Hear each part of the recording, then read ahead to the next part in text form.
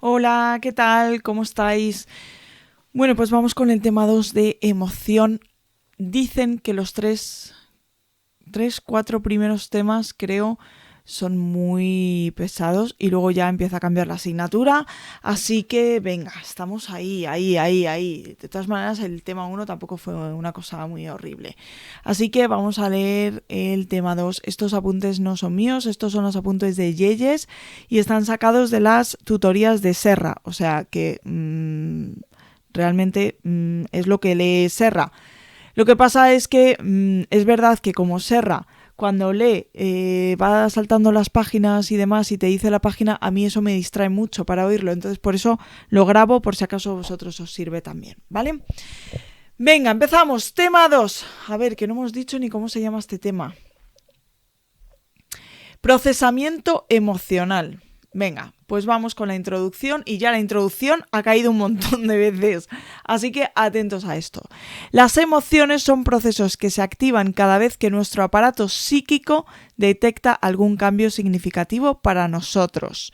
Este hecho las convierte en un proceso altamente adaptativo, ya que tiene la propiedad de dar prioridad a la información relevante para nuestra supervivencia. Esta capacidad adaptativa de las emociones no solo ha jugado un papel imprescindible en nuestra supervivencia como especie, sino que ha sido indispensable en la nuestra como personas individuales. De hecho, cuando nacemos, nuestra capacidad de sobrevivir depende totalmente de las emociones. Sin capacidad de pensamiento lógico simbólico, sin un lenguaje de comunicación y sin capaz de planificación de nuestro comportamiento, solo los programas de acción emocional genéticamente determinados son los recursos con los que contamos para juzgar lo que es bueno o lo que es malo, y además comunicárselo a los otros con una sonrisa o con un llanto, y realizar rudimentarias conductas de acercamiento o alejamiento adecuadas a cada situación. Es más, en esos momentos de nuestra vida en los que dependemos totalmente del cuidado de otras personas, la visión de nuestra cara de bebés ha puesto también en marcha programas emocionales en nuestros progenitores. Eso de, ay, qué mono, ay, no le hagas eso, que le va mal. Esto los que somos padres lo sabemos. Bueno. Pero las emociones son mucho más que programas de acción genéticamente dotados.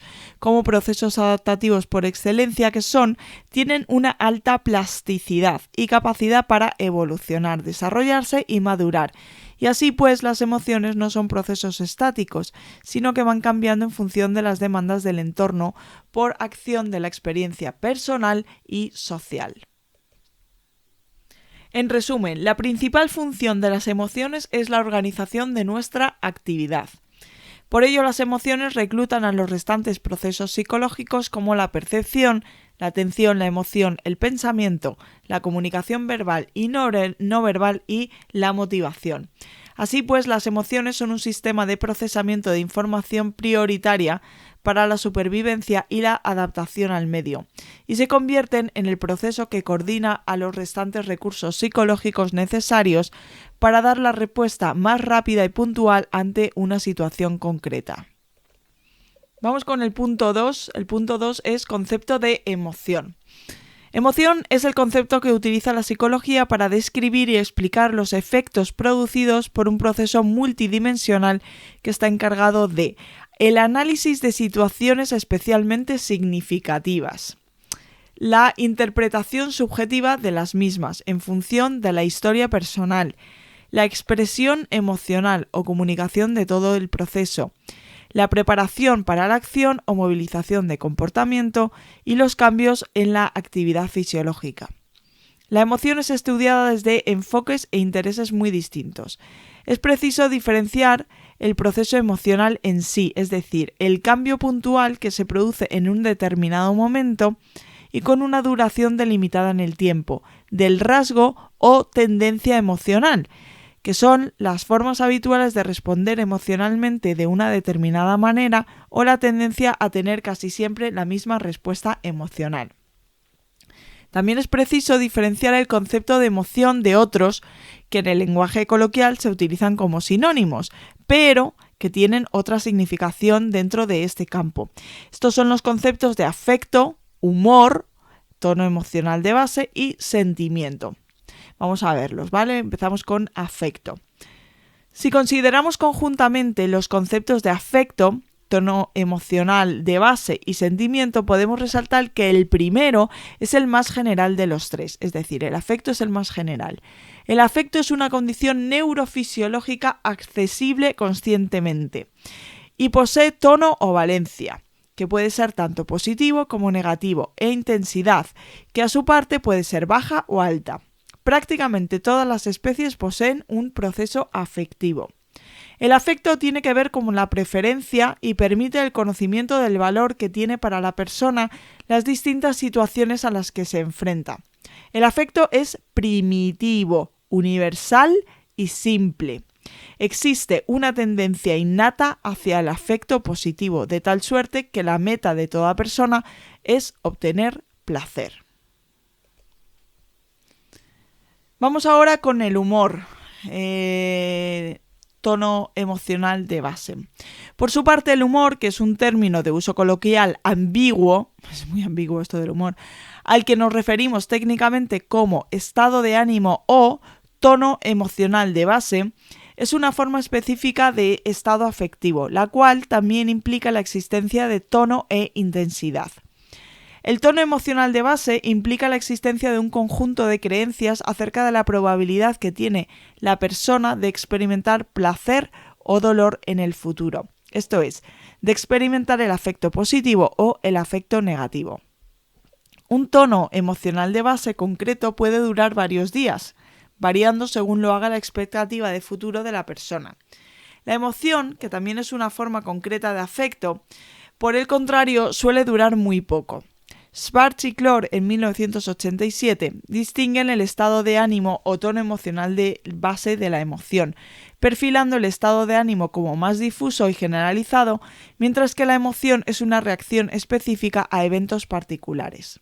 Por otra parte, también se diferencian ambos conceptos en la proximidad de la causa, ya que el estado de ánimo tiene una causa que es más remota en el tiempo de lo que es la emoción.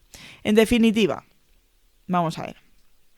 El tono emocional de base refleja la probabilidad de que la persona obtenga placer o dolor a partir de sus relaciones con el ambiente físico y social en el que se inserta. O sea, es una probabilidad. Vale, vamos ahora con los sentimientos, y esto ha caído muchas veces en examen, ¿vale? Por último, el sentimiento es la experiencia subjetiva de la emoción. Carlson y Hatfield en 1992 indican que el término sentimiento se refiere a la evaluación, momento a momento, que un sujeto realiza cada vez que se enfrenta a una situación. Es decir, pasa algo, evalúo, sentimiento. Pasa algo, evalúo, sentimiento. Pasa algo, evalúo, sentimiento. Digamos que sería algo así. Vale, de este modo podemos plantear que las emociones son procesos intensos, pero muy breves. El tono emocional de base es menos intenso, pero más duradero, mientras que los sentimientos son impresiones pasajeras, apenas perceptibles. Por su parte, el proceso emocional implica una condición especial de procesamiento de información, mediante la cual se pone en relación algo ya conocido o que se percibe en ese momento, con una escala de valores, análisis del cual depende tanto la cualidad como la intensidad de las emociones evocadas. Y luego me he hecho yo aquí un pequeño esquema que dice que en cuanto a intensidad, la de menor intensidad son sentimientos, después va el humor y después las emociones. Y en cuanto a duración, lo que menos dura son los sentimientos, después las emociones y por último el humor. Bueno, vamos con el punto 3, características de las emociones. Quizá la principal característica de las emociones es la de ser una modalidad de operación para el conjunto de la arquitectura psicológica. Funciones de las emociones, 3.1. Funciones que todas las emociones deben cumplir según Riff en 1994 son: función adaptativa, función social, función motivacional. Y luego tenemos aquí un cuadro que hay que leerse, ¿vale? Es el cuadro 2.1. Bueno, Es un cuadro resumen, así que no lo voy a leer porque voy a leer lo que pone, ¿vale? La función adaptativa de las emociones fue puesta de manifiesto en primer lugar por Darwin, quien argumentó que la emoción sirve para facilitar la conducta apropiada a cada situación, lo cual le confiere un papel de extraordinaria relevancia en la adaptación. La función más importante de la emoción es precisamente la de preparar al organismo para que ejecute eficazmente una conducta exigida por las condiciones ambientales, que movilice la energía necesaria para ello y que dirija la conducta a un objetivo determinado. Esto sería especialmente delimitado en el caso de las emociones primarias, que son, están aquí en este cuadro, son sorpresa, asco, alegría, miedo, ira y tristeza. ¿Vale? Digamos que todas las de Inside Out, ¿no? Menos sorpresa, que sorpresa no está en Inside Out, pero está asco sí está, alegría está, miedo está, ira está y tristeza está. Vale, sorpresa es la única que no. Así que diríamos que las emociones primarias son los muñequitos de Inside Out, para que nos acordemos. Vale, así pues, estas funciones adaptativas permiten desarrollar las respuestas adecuadas a las condiciones que eliminaron cada una de las emociones concretas. Dice que este cuadro ha caído varias veces, es decir, relacionar cada emoción con su función adaptativa. Voy a leerlo para que se quede. La sorpresa, exploración, ¿no? ¿Qué es esto? Oh, wow, esto se puede comer, no se puede comer. Bueno, el asco con el rechazo, es obvio. La alegría con la afiliación, sentirse partícipe de un grupo.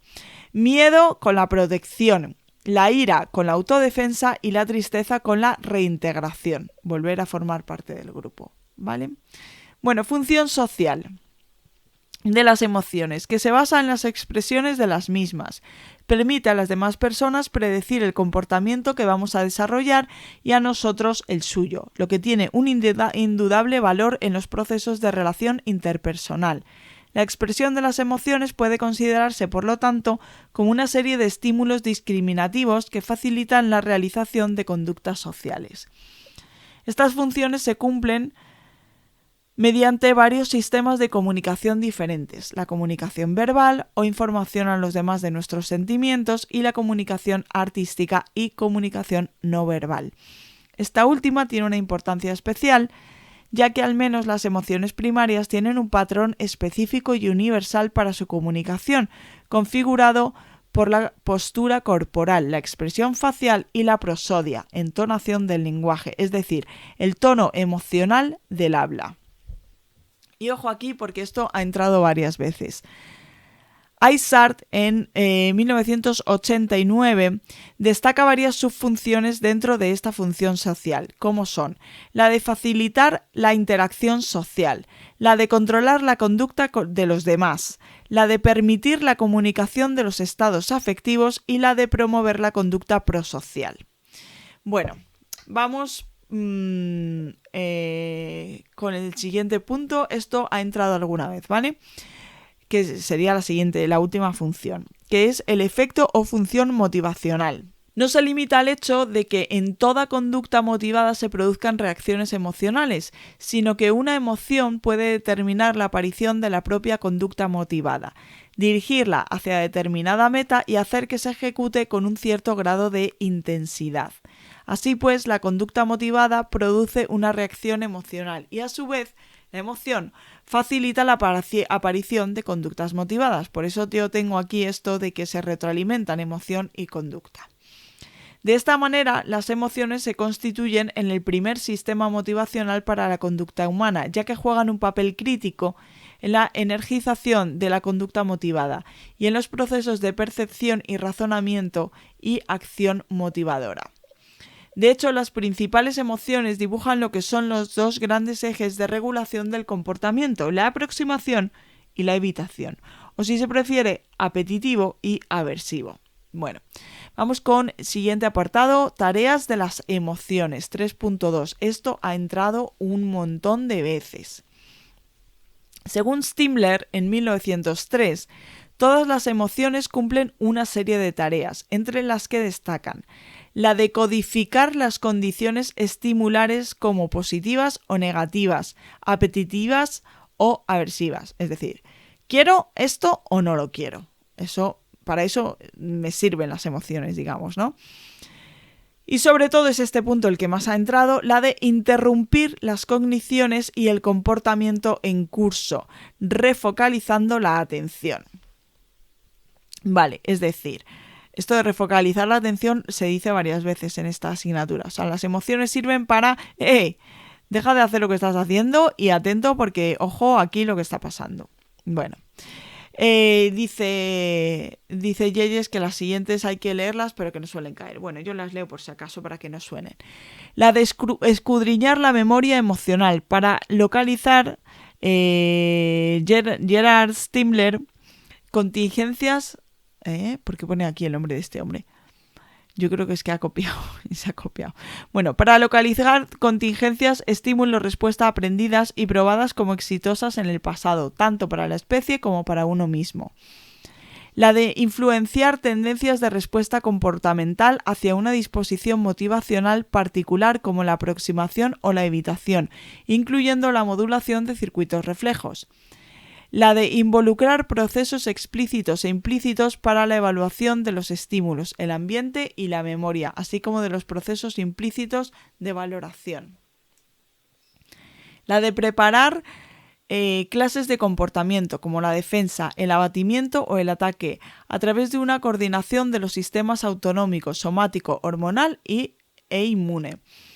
La de poner las intenciones de uno en conocimiento de los demás, tanto oralmente como a través de la postura, el color de la piel, la expresión facial. La de comunicar las actividades autonómica y somática a las aferencias para su integración en los centros cerebrales.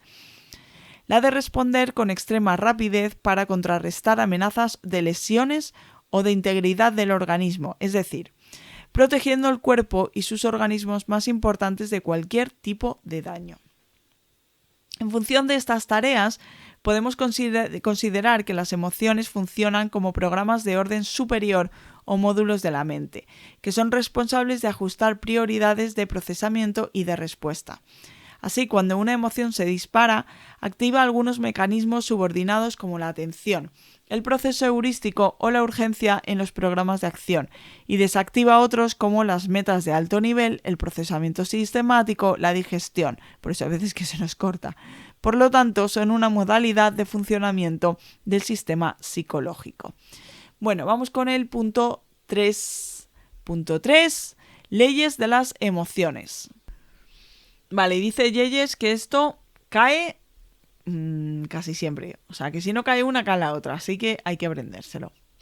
Las leyes de la emoción que rigen el proceso emocional fueron formuladas en primer lugar por Frege en 1888 y recientemente editadas por él mismo en 2001. Estas leyes han supuesto uno de los más importantes avances en la caracterización en la caracterización de las condiciones y procesos que rigen el complejo mundo de las emociones. Estas 11 leyes y su formulación son: en primer lugar, leyes que afectan a los desencadenantes emocionales. La ley del significado situacional, que formula que las emociones surgen en respuesta a la estructura de significado que nos da la situación. Ley de lo concerniente. Las emociones surgen en respuesta a situaciones que son importantes para las metas, deseos, motivaciones o preocupaciones de las personas. Ley de la realidad aparente. Las emociones van a ser elicitadas por situaciones que son valoradas como reales y que la intensidad de estas se corresponderá con el grado de realidad que se asume. Ley del cambio. El cambio, la presencia de condiciones favorables o desfavorables, facilitará la aparición de la respuesta emocional, pero es necesario que esas condiciones se den como fruto de cambios reales o esperados. Ley de la habituación.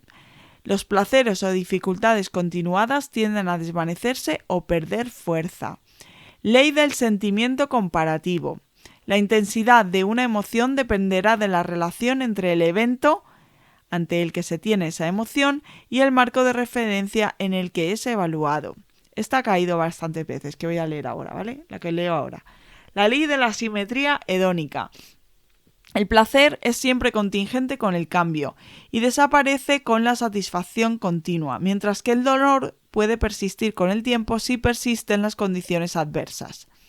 Tiene lógica. Si estás bien, está bien que estés bien, pero si estás mal, permanece más tiempo para que dejes de estar mal, como una especie como de recordatorio. La ley de la conservación del momento emocional formula que los momentos emocionales retienen su capacidad para elicitar las emociones indefinidamente, a menos que sean contrarrestados por exposiciones repetidas que podrían llegar a permitir que se dieran los fenómenos de extinción o de habituación. Bueno, ahora vamos con las leyes que afectan a la respuesta emocional, y estas dos primeras han caído bastante. La ley final, que formula que las emociones tienden a estar sujetas a juicio en términos de relatividad sobre el impacto y los requerimientos de metas y objetivos que van más allá de los que inicialmente se tenían. Ley del cuidado con las consecuencias, que formula que cada impulso emocional elicita un segundo impulso, que tiende a modificar esa primera respuesta emocional en relación con las posibles consecuencias que tendría. Ley de la menor carga y el mayor beneficio, que formula que cuando una situación puede ser vista desde distintas alternativas, existe una tendencia a verla desde aquella postura que minimice la carga emocional negativa y que maximice la ganancia emocional.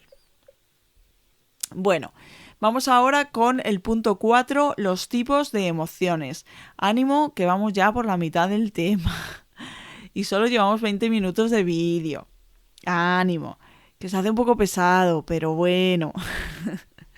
Venga, tipos de emociones. El estudio del proceso emocional ha seguido dos direcciones. El estudio dimensional de las emociones, que tiene su fundamentación en la existencia de importantes diferencias individuales en las emociones que las personas adultas llegan a desarrollar, por lo que se considera que el empleo de categorías discretas no es la mejor forma de describir la realidad. El estudio de las emociones discretas o específicas, por contra, parte de la existencia de características únicas y distintivas para la categoría emocional. Venga, pues vamos ahora con las emociones dimensionales. Bueno, aquí no se ve lo que he escrito porque lo tengo todo en... Ay, un momentito que lo voy a poner en blanco. Es que como lo tengo en oscuro porque me molesta mucho, pero no se ve, así que lo voy a poner en blanco un momento. Venga, ahora sí, ya está. Venga, vamos con las emociones dimensionales. Parece existir un acuerdo bastante generalizado a la hora de identificar las dimensiones que delimitan el campo afectivo. Estas dimensiones tienen un carácter bipolar y estarían definidas por tres ejes. Eje de valencia afectiva, que va del agradable al desagradable, esto lo hemos visto antes. Placer al displacer, y que permite diferenciar las emociones en función de su tono hedónico, positivo o negativo. Eje de activación, va de la calma al entusiasmo y que permite diferenciar las emociones por la intensidad de los cambios fisiológicos. Y luego eje de control, que va del extremo controlador de la situación al extremo contrario, que es el controlado por la situación. Esto ha entrado, el de valencia afectiva, positivo o negativo, el tono hedónico ha entrado alguna vez, ¿vale? El principal atractivo de las propuestas dimensionales es que pueden dar explicación de un número infinito, de un número infinito de estados emocionales y proporcionan un esquema para delimitar similitudes y diferencias entre las emociones. De este modo, tendríamos dos dimensiones unipolares para definir la valencia afectiva. Por una parte, una dimensión formada por las emociones de tono hedónico negativo, que son emociones desagradables, esto ha entrado alguna vez, que se experimentan cuando se bloquea una meta, se produce una amenaza o sucede una pérdida. Estas emociones también requieren la movilización de importantes recursos cognitivos y comportamentales para ser empleados en la creación y elaboración de planes que resuelvan o alivien la situación.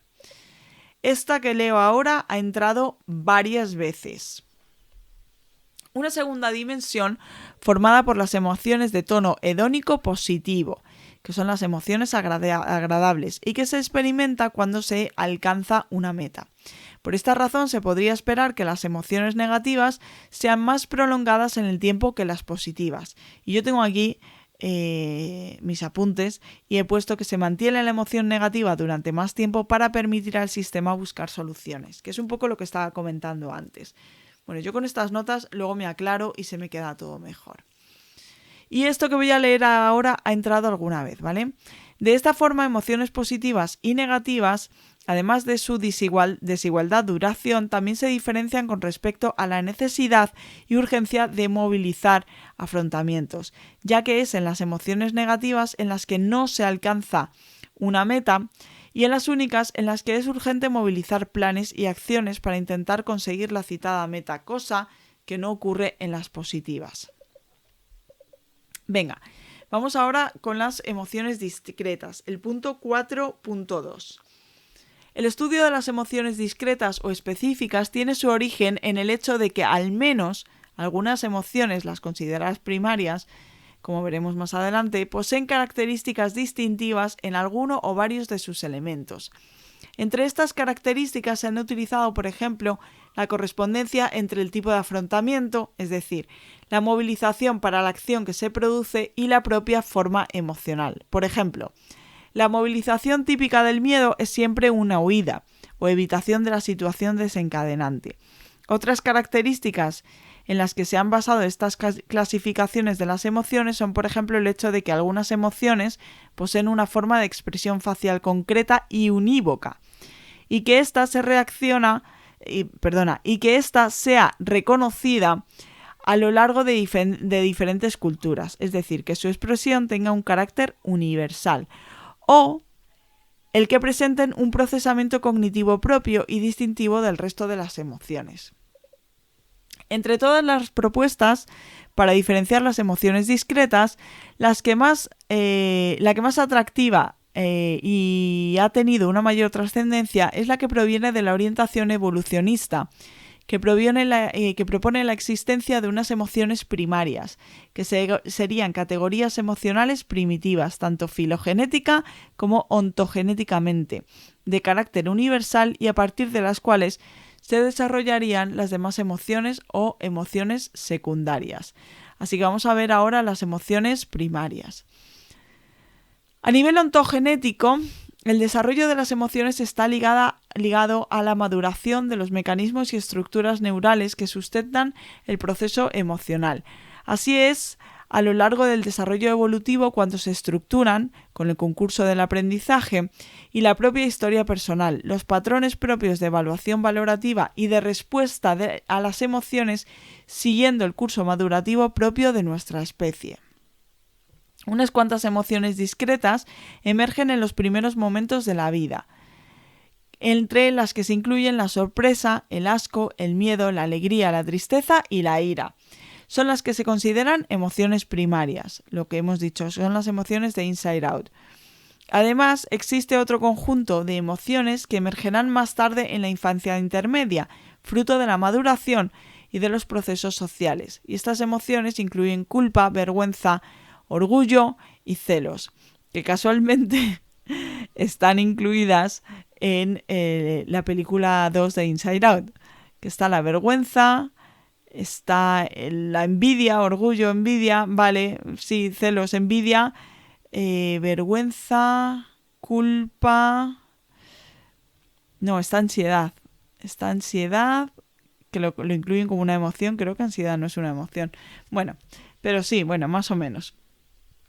Cada una de estas emociones primarias se corresponde con una función adaptativa y además poseen condiciones desencadenantes específicas y distintivas para cada una de ellas, un procesamiento cognitivo propio, una experiencia subjetiva característica, una comunicación no verbal distintiva y un afrontamiento diferente. Y vamos ahora con las emociones secundarias. Además de las actitudes emocionales cognitivas que se corresponden con desarrollos cognitivos más o menos directos de las emociones primarias, existen otra serie de emociones que son las secundarias, que no se derivan directamente de estas y que no son fruto de la socialización y del desarrollo de las capacidades cognitivas. Esto que voy a leer ahora ha entrado varias veces.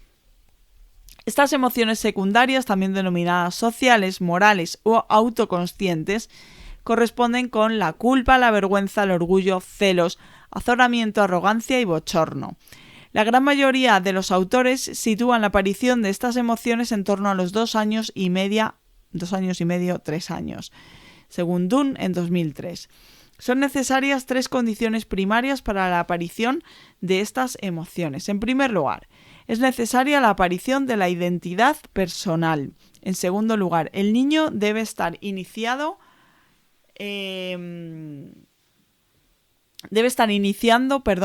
la internalización de ciertas normas sociales, qué es lo que está bien y qué es lo que está mal.